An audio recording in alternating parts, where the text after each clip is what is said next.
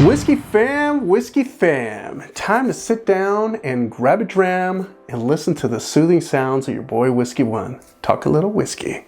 So before we get started, quick shout out to my boy Nick Rivera. You can follow him on Instagram and Facebook at Nick the Fish. And the reason I'm doing a quick shout out to Nick is he lent the bottle to the Whiskey One channel so we could share it with you guys and reveal the tasting notes, what to expect, get my overall thoughts and impressions. Him and I and a few other friends did imbibe in this, and we did find that it was a rather good rye. But before I jump ahead, if you guys are new to the channel, we highly recommend that you guys follow us, subscribe, and consider becoming a Patreon, honestly.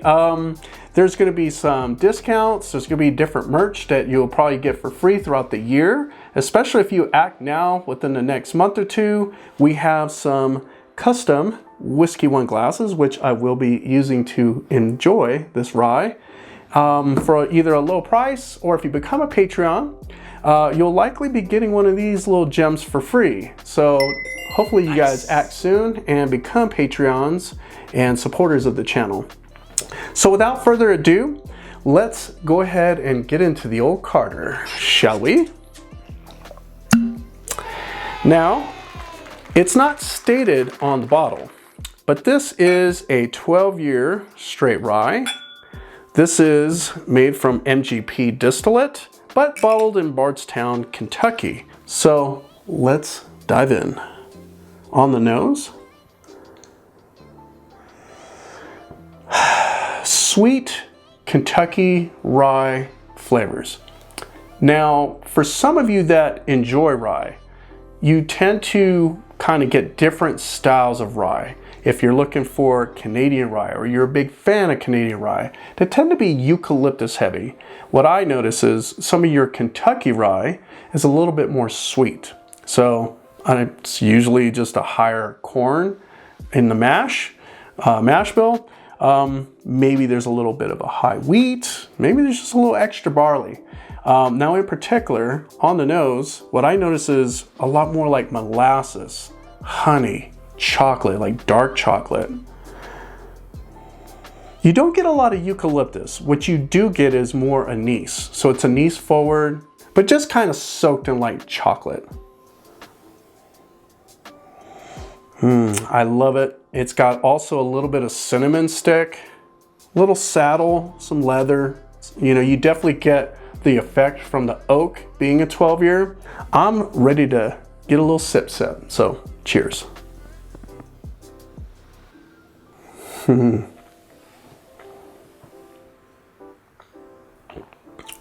Okay, bottled at barrel strength. It's not watered down. And initially, that high proof doesn't even hit you. Let it sit on the tongue for about 5-10 seconds. Starts to warm up, starts to heat things up, starts to get things cooking.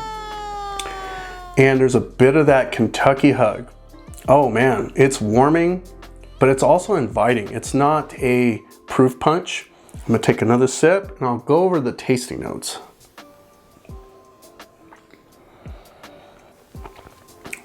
Okay, when you taste it, the rye flavors is pretty much what you notice right away. Spicy, lots and lots of baking spices. You get cloves, you get wet cut grass, you get more black licorice and anise, right? And then over time, some of that dark chocolate starts to show up because it is sweet, and also like molasses. There's a good thick sweet note there that sort of hangs on the palate, but you get that cinnamon burn right on the tail. So I'm gonna take one more sip and we'll get into that finish, and then let you guys know what my thoughts are on who this speaks to. So cheers again. Oh, sultry, sticky sweet, spicy, and oh so good. This is a good rye. Now, that finish is long, but it gets longer with every return sip. So one of the things I'm gonna recommend is After you pour it, give it a good 5-10 minutes before you dive in, just so those flavors, those aromas start to settle into that glass. When you dive in, you get in there, you're gonna notice that it is a whole lot sweeter that way. A lot more chocolate starts to show up, because as this is settling down, those harsh, alcohol vapors pretty much whisk away. So one of the cool things that I notice is, for being a high proof, for being bottled at barrel strength, right, barrel proof, it's not a proof punch again. So when I dive in and I'm smelling it, a lot of ethanol isn't just hitting me, it's the flavors that hit me. So I really enjoy that, and it's got a good solid warming finish, and I really like that. And the baking spices really hang out, but then that sweetness sort of lingers on the back of the palate. Now, as far as who I recommend this for, I'm gonna say the whiskey connoisseur. I say that because from a price point, from a hunting standpoint, you're gonna pay extra. This is, again, a premium bottle, but you are gonna have to do a little hunting. Hunting we will go. So if you're interested and you enjoy the hunt, and I know that people in the whiskey community really enjoy the hunt, getting those rare bottles, this will be for you. I think this mostly speaks to the connoisseur. 100%. All right, folks. Well, I hope that I was able to share enough about this bottle to give you an insight on whether you should go after it. I highly recommend it. It definitely gets my stamp of approval. I mentioned it early in the video opening up that this is a solid rye. But I think one of the drawbacks of this is that it's just so limited.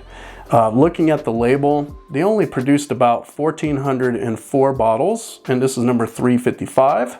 That just goes to show you, it's very limited runs of the Old Carter. But if you're in the whiskey community, either you follow different whiskey ambassadors or people like me on Instagram or Facebook, you notice that this is often talked about. There are a few people that are very in love with it and have a good relationship with the Old Carter brand.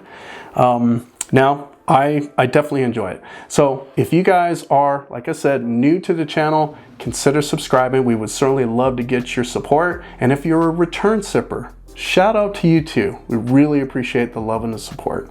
Here at Whiskey One, it's about the one you enjoy. Cheers.